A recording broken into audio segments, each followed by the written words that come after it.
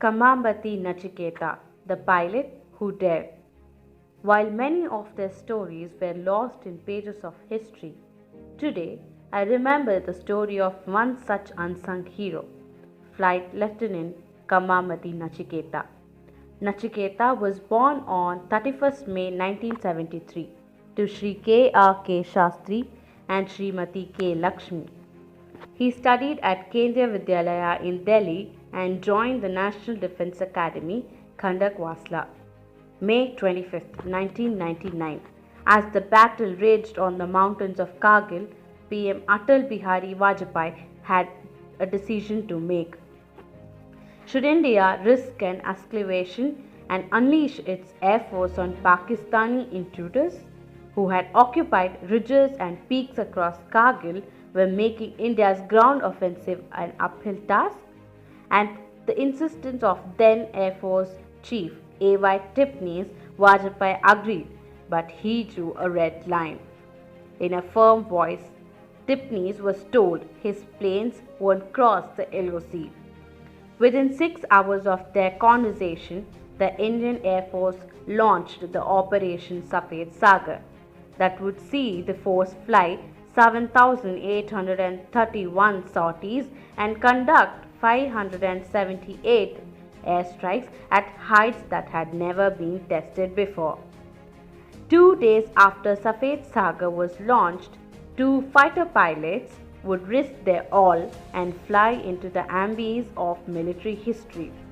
Only one would live to tell the tale. On May 27, 1999, 26-year-old Flight Lieutenant Kamambati Nachiketa was tasked with bombing the Pakistani Army supply base in the Batalik sector. As he was firing his powerful MiG-27 cannon at the enemy from 17,000 feet, during the mission, his engine suffered a flameout and he had to eject. Flight Lieutenant Nachiketa had ejected into Pakistani territory, and before he could realize where he was, he saw his comrade Ajay, who had come looking for him in MiG-21 jet, hit by a Stinger missile.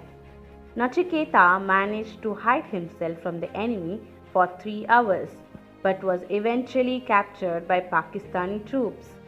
He was India's first and only prisoner of war during the Kargil conflict. After torturing him for 8 days to collect information, the Pakistanis finally released Nachiketa under international pressure. Pakistani authorities grilled him for 8 days and maintained that he was treated with dignity and respect. But Nachiketa describes the interrogation as death would have been a better solution. It was very tough. I can't describe the experience in words. That time I thought maybe death is a simpler solution, but I'm thankful to God that destiny was on my side. I underwent severe mental and physical torture there for 3 to 4 days. He was awarded with the prestigious Vayu Sena Medal for his bravery in 2000. Subsequently, Nachiketa was promoted to Group Captain. He suffered from long-term back pain due to injury sustained during the parachute landing in the incident and was transferred to transports as a result of this. We salute you, Flight Lieutenant Kamambati Nachiketa, for your resilience and bravery. Jai Hind.